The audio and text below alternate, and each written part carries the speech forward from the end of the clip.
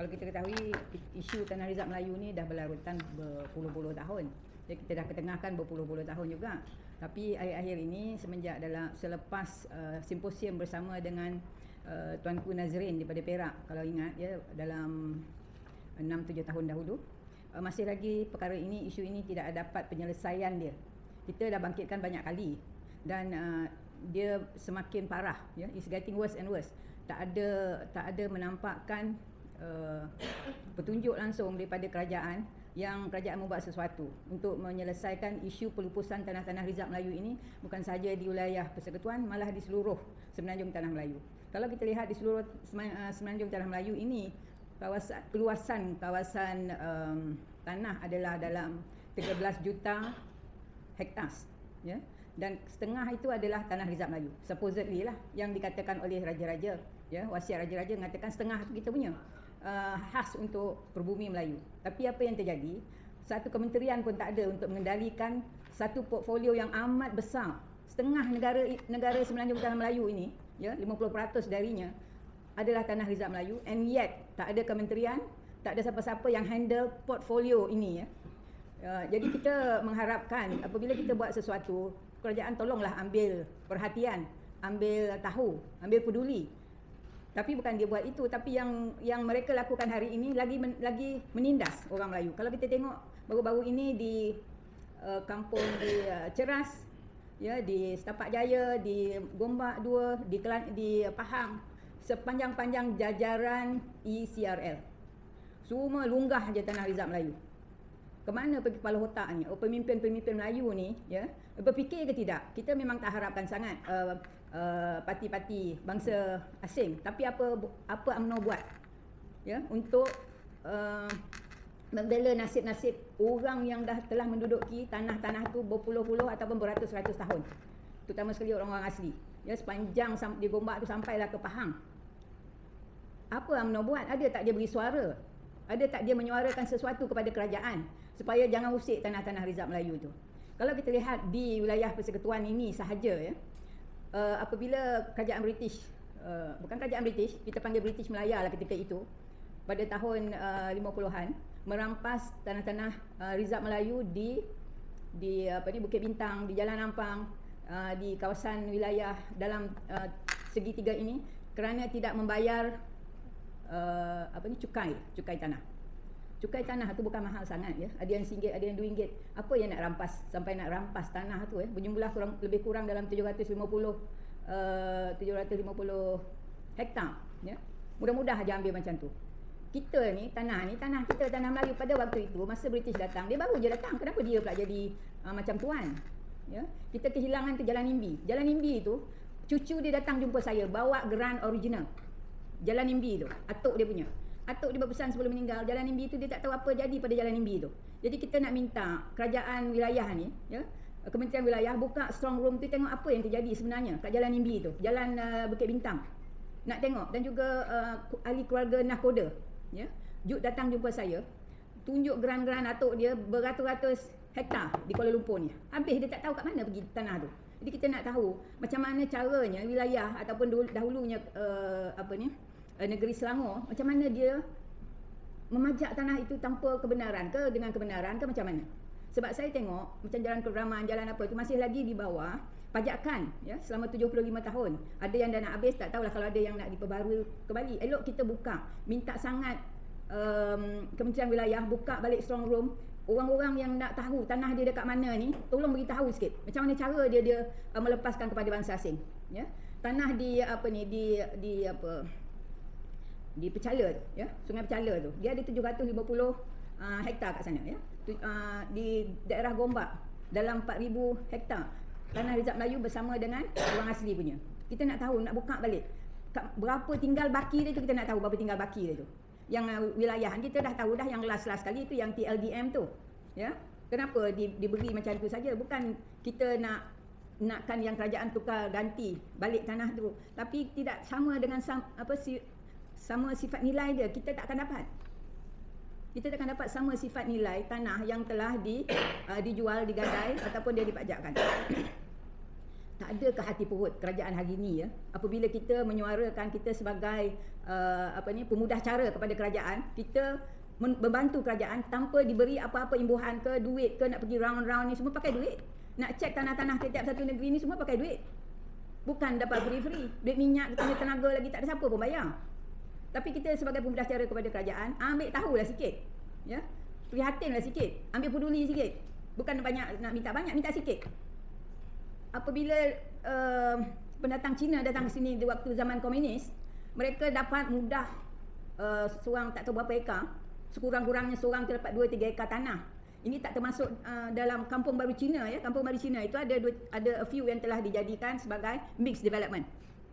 Dibangunkan sebagai mixed development because itu tanah kerajaan, ya. Jadi yang baki itu kita nak tahu ke mana perginya, apa yang dibuat atas tanah tu. Kalau belum diwartakan sebagai tanah pajakan, kita nak ambil balik tanah tu untuk menggantikan balik tanah-tanah Rizal Melayu tu, sebab keadaan ataupun keberadaan tanah itu berada di tanah-tanah premium.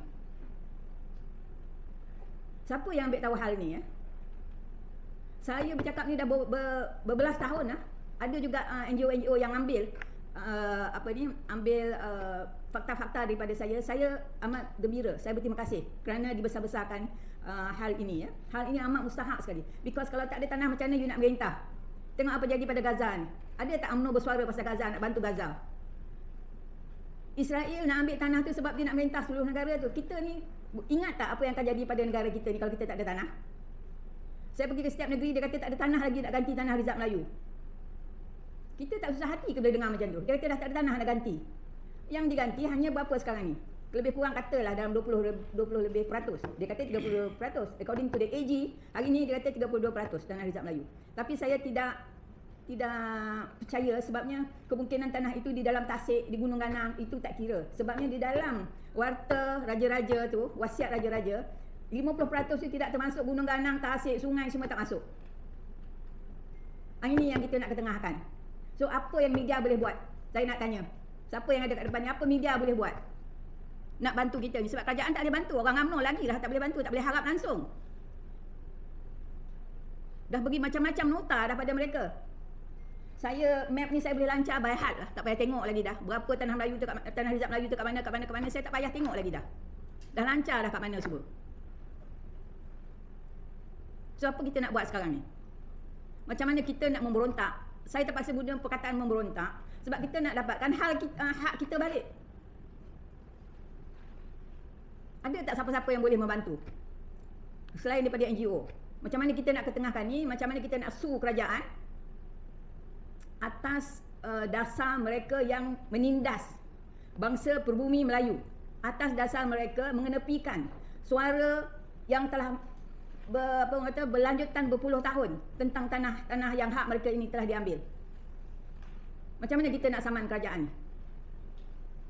Ada ke caranya? Because di dalam undang-undang tanah Rizal Melayu tu is void. Void tu maknanya tidak boleh dikongsi, di JV, dijual, digadai, semua tak boleh tanah Rizal Melayu ni. Dia tulis kat situ. Tapi yang herannya, kerajaan negeri sendiri yang jual tanah Rizal Melayu, kerajaan negeri sendiri yang melupuskan tanah Rizal Melayu. Ada tak dia ganti dengan sama sifat nilai? Itu nombor satu. Nombor dua, kita bukan nak tanah Rizal Melayu itu terus dibangunkan. Kita nak simpan juga untuk simpanan untuk generasi akan datang. Banyak lagi tanah-tanah yang boleh dibangunkan, ya, tanah-tanah wakaf misalnya, yang telah diwakafkan oleh orang-orang yang telah pergi, yang tidak meninggalkan apa-apa warisan. Tak ada warisnya. Itu yang boleh kita bangunkan. Bukannya tanah Rizal Melayu tu, boleh juga tanah Rizal Melayu tu dibangunkan, tapi bukan kesemuanya. Dan tanah Rizal Melayu yang kami cuba ketengahkan ni bukan tanah Rizal Melayu yang dipegang oleh orang-orang Melayu hari ni yang nak dibangunkan, yang ada di dalam tangan kerajaan. Dan tanah yang terbiar tu, ya, itu patutnya diwartakan sebagai tanah Rizal Melayu, itu patut dibangunkan. Yang lain tu kita simpan sebagai hak kita untuk kita memerintah. Tanpa tanah, macam mana kita nak merintah? Kita nak cek berapa percentage tanah Rizal Melayu, tanah di Semenanjung Tanah Melayu dipegang oleh bangsa asing, berapa persen dipegang oleh peribumi Melayu. Itu kita nak tahu. Kita nak soal kerajaan hari ini. Mudah-mudahan media boleh jumpa Perdana Menteri, sebab dia tak nak jumpa kami pun. Ya, tak tahulah media kalau dia nak jumpa media. UMNO kalau kita cakap dia tak berani pun bersuara pada PM Anwar Ibrahim. So, nak terpulang kepada kita, rakyat sendiri bangkit, bangun minta balik tanah-tanah hak kita ini. Ya. Saya boleh letakkan dekat mana tanah tu hak kita. Ni ada apa ni? Saudara yang baik hati menunjukkan tanah Rizal Melayu di wilayah. Saya tak payah tengok. Ya, saya dah lancar semua ni tanah ni di mana dan berapa banyak dileburkan, dilupuskan seperti di Sungai Pecala tu ya. Kalau kita tengok tepi jalan Sungai Pecala tu, saya rasa yang dibangunkan oleh bangsa asing tu itu adalah tanah Rizal Melayu. Di Sungai Pecala tu ada lebih kurang 780 ekar, ya, bukan hektar, ekar tanah Rizal Melayu. Tepi itu semua memohon. Tetapi orang Melayu yang meminta ramai tak lulus dan sebagainya. Ini ada data ni semua ni. Boleh tengok di sini nanti, setengah-setengah tempat itu 100% diluluskan. Jadi ini perkara yang luar biasa lah. Jadi sebab itu kita hari ni, kenapa tentera-tentera yang berjuang ni dah berpuluh-puluh tahun minta, saya minta 1 ekar pun tak dapat. Kalau dijual pada mereka pun mereka sanggup beli kalau setakat 1,000, 2,000. Kalau orang dulu jual RM1, bukan sikit. Itu yang kedua. Yang ketiga, kita mencadangkan untuk kerajaan menubuhkan Lembaga Amanah Tanah Rizal Melayu bagi tujuan pemantauan amanah mencukupkan hak peruntukan Tanah Rizal Melayu ini. So kena ada satu lembaga yang tengok tentang Tanah Rizal Melayu ini. Tak mahu main serpihan-serpihan lagi. Sekarang ni tidak ada orang pun yang bertanggungjawab untuk melihat benda ini. Sebab itu mereka boleh buat sukarela saja perkara ini. Jadi data-data itu kita ada benda ini semua ni. Sebahagian ni, ini kata Puan Zarah, kita bukan dapat di Malaysia, dapat di London. Dokumen-dokumen ini. Bukan kita cakap sembrono. Dan ambil word tu saja. Yang keempat, untuk kerajaan menubuhkan kementerian khusus, kementerian khusus yang dinamakan Kementerian Tanah dan Hal Ehwal Pribumi bagi mengurus, merancang dan membangunkan Tanah Rizal Melayu. Kerana portfolio Tanah Rizal Melayu ini begitu besar. Jadi dengan ada ini barulah kita boleh buat perancangan. Kita nak membangunkan Tanah Rizal Melayu dan sebagainya.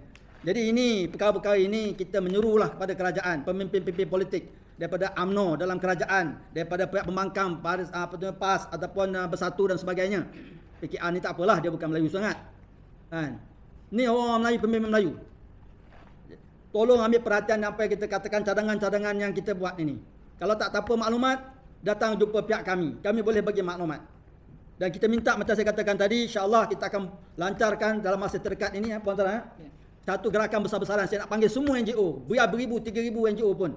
Kita pergi tulis surat kepada PTG. Kita desak mereka untuk disclose. Kenapa nak takut? Kalau ada berlaku salah laku, kita minta SPRM siasat dan bongkar. Bukan sikit, ribuan tanah kita telah hilang. Sepatut diganti, kita tak tahu diganti tak ganti. Kata tadi Jabatan Negara kata dah 32%. Ini kita nak tahu. Sepatutnya 50%, mana lagi? Tanah yang diganti itu di mana? Di Lombok ke, di gunung ke, tak apa maknanya. Kalau dikatakan tadi tanah Imbi diambil, Jalan Imbi ni patutnya sama nilainya, harus diganti. Bukan diganti di Gunung Tahan ke gunung, tak tahulah gunung apa, Gunung Jerai ke sebagainya. Jadi ini bagi saya satu benda yang serius. Boleh rujuk kepada maklumat yang kita ada. Ini semua ada fakta. Saya bercakap dengan fakta ini. Research yang dibuat oleh rakan kita ini. Dalam buku ini, kita bukan cakap sembrono. Jadi kita mahu tindakan yang segera diambil oleh pihak kerajaan. Okey, itu saja statement daripada pihak nasionalis. Perkara apa yang fakta-fakta ini telah menunjukkan yang kaum Cina telah mendapat banyak kekayaan daripada zaman British. Dan mereka telah, dalam bahasa Inggerisnya, mereka telah mempunyai community capital. Mereka telah dapat begitu banyak harta masyarakat kaum Cina. Dan daripada harta masyarakat ini, mereka telah dapat banyak kekayaan yang mereka dapat. Jadi macam kata banyak orang soal, kenapa orang Cina banyak kaya di Malaysia? Kenapa 10 paling terkaya di Malaysia adalah Cina? Salah satu sebab inilah dia. Ini adalah salah satu sebab kenapa benda ini berlaku. Jadi selepas faktanya, mereka telah dapat kelebihan di bawah pemerintah pentadbiran British. Tuan Abdul Razak Allahyarham telah melancarkan dasar ekonomi baru untuk membetulkan keadaan. Sekarang kita kata kita nak 30%. Dan sekarang bila kita cakap yang kita nak teruskan DEB, banyak bantahan. Tetapi faktanya kaum ini telah dapat benefit-benefit, kelebihan-kelebihan Awal-awal lebih. lebih awal, mungkin lebih daripada 100 tahun mereka telah dapat. Dengan harga yang begitu rendah, tak payah usul banyak pun, dapat saja. Dapat tanah RM1 saja. Ya. Jadi tentangan untuk orang Melayu diberi dasar ekonomi baru. Tidak ada asas. Tidak ada asas. Sebab orang-orang ini telah dapat kelebihan yang melampau di masa zaman British. Itu yang saya nak tambah. Terima kasih.